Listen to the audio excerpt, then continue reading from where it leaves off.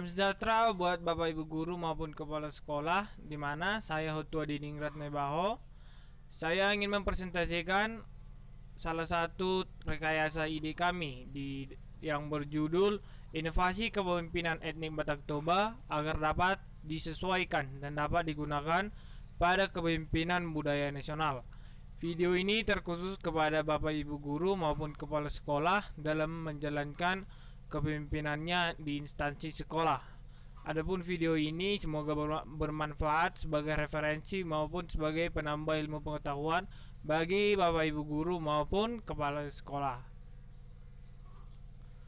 Menurut pandangan umum, kepemimpinan adalah bagaimana cara mempengaruhi orang lain, bawahan ataupun pengikut agar mencapai tujuan bersama. Dalam hal yang mendasari apa yang dimiliki seorang pemimpin, dalam menjalankan kepemimpinannya sangat dipengaruhi oleh pengalaman yang dimiliki oleh seorang pemimpin tersebut. Maka dari itu, banyak yang berpikir bahwa pemimpin adalah orang-orang yang sudah dilahirkan dengan kriteria tersebut. Dalam kepemimpinan juga terdapat gaya-gaya ataupun metode kepemimpinan yang dilakukan. Metode yang dilakukan ini bertujuan agar seorang pemimpin dapat menjalankan kepemimpinannya dengan baik dan teguh, sehingga seorang pemimpin memiliki karismatik dan dapat dipercaya memimpin suatu organisasi oleh para anggotanya, terutama kepada kepala sekolah yang sebagai pemimpin penyelenggaraan pendidikan di suatu instansi sekolah, terlebih lagi pada etnik budaya yang dimilikinya. Seperti yang kita ambil budaya etnik Toba, karena seorang pemimpin akan menjalankan kepemimpinannya berdasarkan norma-norma dan kaidah-kaidah etnik Batak Toba, sehingga bisa dipungkiri bahwa akan terjadinya diskriminasi yang dilakukan oleh pemimpin dengan etnik Batak Toba kepada anggota-anggota yang bukan etnik Batak Toba. Untuk itu, rekayasa ide ini kami rancang agar seorang pemimpin Batak Toba dapat memimpin di dalam budaya nasional, di mana budaya nasional ini terdiri dari banyak etnik-etnik yang ada di Indonesia. Dapat dijelaskan pula, sistem kepemimpinan Batak sangat dipengaruhi terhadap kehidupan Batak, karena kepemimpinan Batak sangat dipengaruhi oleh budayanya. Budaya Batak secara kuat mempengaruhi kepemimpinan Batak yang sangat unik dan khas. Menurut Raja Marpodang Gultom pada tahun 1992 yang mengatakan bahwa penekanan kepemimpinan adalah sistem pemerintahan Harajawan Batak tidak boleh dibandingkan dengan sistem pemerintahan dengan bentuk yang lain, di mana suatu negara dipimpin oleh seorang kepala negara. Budaya Batak dipengaruhi oleh kepemimpinan Batak Toba yang tidak dapat dipengaruhi oleh orang lain. Data ini berdasarkan mini riset yang telah kami lakukan secara berkelompok, dan demikian masalah kepemimpinan etnik yang bisa diperoleh ketika gaya itu diterapkan pada konteks nasional. Untuk itu perlunya ditemukan kelemahan dan luar etnik Batak Toba.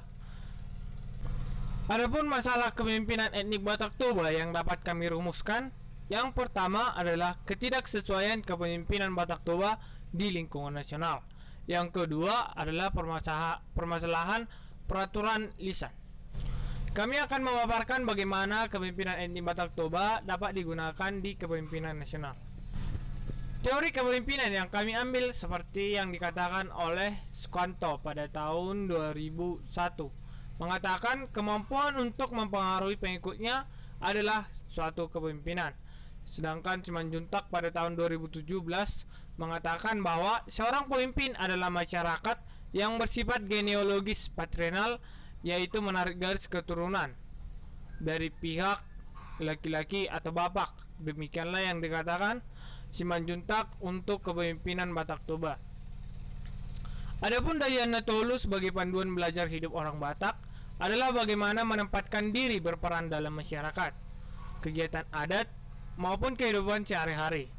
Sistem kekerabatan tercipta dari marga dan kampung halaman yang membentuk ciri khas dari Batak Toba tersebut. Kesamaan marga dan ciri-ciri fisik membawa masyarakat pada wujud kepedulian terhadap nilai-nilai budaya yang selama ini dipertahankan. Adapun ruang lingkup solusi yang dapat kami berikan, yang pertama adalah ruang lingkup adaptasi dengan lingkungan baru. Kepemimpinan ini adalah kepemimpinan campuran yang akan dilakukan oleh seorang pemimpin. Adapun cara strategi yang dapat kami sampaikan seperti diambil dari artikel prihatin lumban raja. Nasihat dari Lisa Hochland. Dalam melakukan bisnis lintas budaya yang bisa kita coba dalam kepemimpinan campuran adalah yang pertama, melakukan persiapan. Persiapan ini berupa kesiapan mental dan pengumpulan data dari orang-orang yang berpengalaman dan melengkapi bacaan intensif terkait lintas budaya yang akan kita lakukan. Kemudian perlahan-lahan, tenang dan bersahabat adalah jurus yang paling ampuh dilakukan seorang pemimpin dalam beradaptasi. Yang ketiga adalah memahami bahasa. Bahasa adalah komunikasi yang harus dikuasai secara profesional agar menghindari miscommunication. Yang keempat adalah menghormati budaya. Meski kita berasal dari budaya etnik Batak Toba yang memimpin budaya nasional, kita harus menghormati budaya-budaya nasional yang ada. Yang kelima, memahami unsur-unsur budaya. Etnik budaya akan disusun dari kebiasaan-kebiasaan yang berbeda dan unik. Jika kita memahaminya, kita akan memahami unsur-unsur demikian dan kita bisa menjalankan kepemimpinan nasional dengan baik.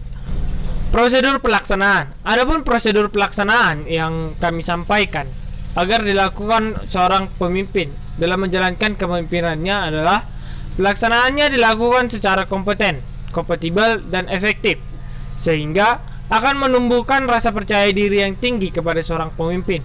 Jika seorang pemimpin memiliki rasa percaya diri yang tinggi, maka dapat dipercaya oleh anggota-anggotanya. Kemudian hal yang kami sampaikan adalah solusi dari permasalahan yang kedua, di mana adalah permasalahannya peraturan lisan. Peraturan organisasi atau batasan-batasan tindakan yang harus diikuti para anggota agar terciptanya lingkungan organisasi yang teratur dan damai. Pada etnik Batak Toba dan budaya yang ada di Indonesia, kebanyakan peraturannya ada disampaikan secara lisan. Jikapun ada peraturan yang disampaikan secara tertulis, adalah karena kesadaran seseorang untuk mendokumentasikan atau untuk diberikan kepada generasi selanjutnya yang bertujuan agar peraturan ini tidak hilang dan tidak dilanggar. Ruang lingkup solusinya yang kami tawarkan berada dalam kawasan lingkup internal organisasi.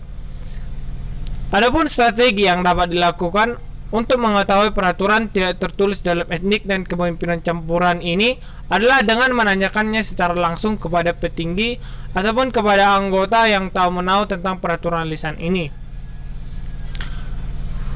Adapun hal yang terpenting harus dilakukan adalah menanyakannya secara langsung kepada penasihat yang terkait ataupun pemimpin-pemimpin yang lalu.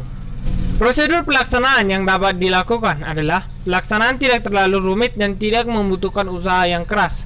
Cukup mengkonsultasikan pada pemimpin terdahulu, anggota yang tahu menahu, dan tetua adat yang ada. Kemudian menuliskan di buku catatan untuk mencegah sifat lupa.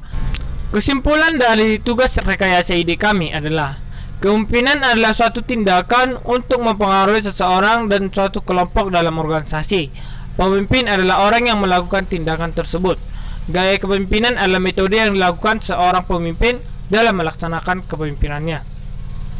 Kepemimpinan yang kita bahas pada kali ini adalah inovasi dalam melakukan kepemimpinan campuran etnik Batak dengan budaya nasional. Kepemimpinan campuran dapat kita lakukan dengan strategi yang diberikan oleh Lisa Hochland dalam artikel Prihatin Lumban Raja tentang nasihat melakukan bisnis lintas budaya yang bisa kita terapkan dalam kepemimpinan campuran. Melakukan persiapan perlahan, memahami bahasa, menghormati budaya, memahami unsur-unsur budaya adalah nasihat dari Lisa Hochland tersebut. Keberhasilan inovasi kepemimpinan etnik budaya Toba agar dapat digunakan di kepemimpinan budaya nasional. Keberhasilannya tergantung pada seorang pemimpin tersebut. Bagaimana daya adaptasi dari individual pemimpin terhadap budaya lokal setempat dan nasional yang tercermin dari keserasian dan keharmonisan interaksi antara pemimpin dengan anggota lokal domestik untuk mewujudkan baik tujuan pribadi pemimpin maupun organisasi secara keseluruhan. Demikianlah tugas rekayasa ide yang kami dapat sampaikan. Saya Otto Diningrat Nebaho, perwakilan dari kelompok 5 mata kuliah kepemimpinan. Kami berharap adanya feedback ataupun komentar yang diberikan oleh Bapak Ibu guru maupun kepala sekolah